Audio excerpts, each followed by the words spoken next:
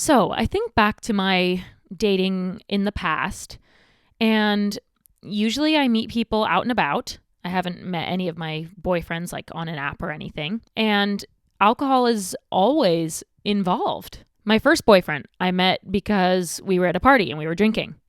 My second boyfriend I met working at a bar where I was typically drinking on the job because I was a waitress and they encouraged us to drink on the job. That was a crazy bar. And then my third boyfriend I met on a softball team where we were usually drinking.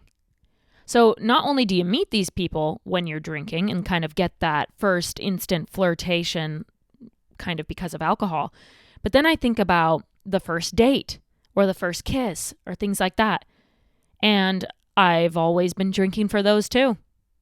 And that sounds kind of sad, especially now as a sober person. I look back and I'm like, wow, all those special moments, all those significant moments I've been drinking for, which is kind of unfortunate. And then it makes me a little bit happy because I think about my future husband that I meet.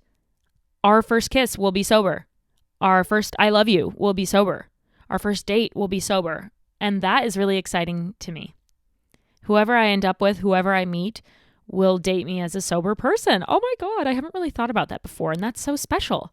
I'm going to remember our wedding day fully because I'm not going to be drunk on the wedding night. I'm going to be sober. And I hope that the person I end up with will accept my sobriety, love me for it, understand why I do it, and just love that he gets to experience me as my full self and not an altered version of myself because of alcohol use. In my personal journey, I would prefer it to be that way. That they get to know me as a human being, my likes, my dislikes, my humor, my interests, just like my spark. I want them to get to know me as a soul. And then they find out that I happen to not drink alcohol. I don't want that to be like at the forefront of me in the dating world, if that makes sense. And that's why I really think that I'm going to meet my guy out in the wild, because we're just going to get to know each other in some casual setting through friends at a golf tournament. Wink, wink. I hope that I end up with a golfer, please. If you're out there, come find me. No, just kidding. But anyway, yes, I think I want to meet my person out in the wild. I hope I do meet them out in the wild, because that's how you really connect with somebody's vibe. Like there's just something to looking in somebody's eyes, seeing through to their soul, seeing how they treat other people, seeing how they walk, seeing how they talk. Like you can just tell a lot about a person when you see them in person. And on a dating app, like we judge people too quickly. They judge us too quickly. You might be filtering so many things that your perfect person doesn't even pop up on the dating app because you've listed that you don't want to date this type of person or that type of person. So I would love to meet my person out in the wild.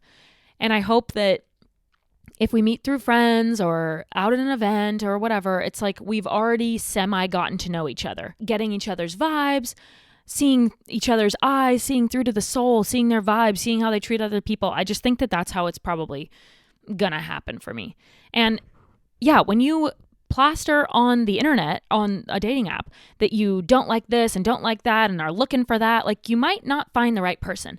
They're going to not like you or you're going to not like them on the dating app. When if you met in real life, they might fall in love with you as a human being and not care about these few things that really don't matter in the grand scheme of things.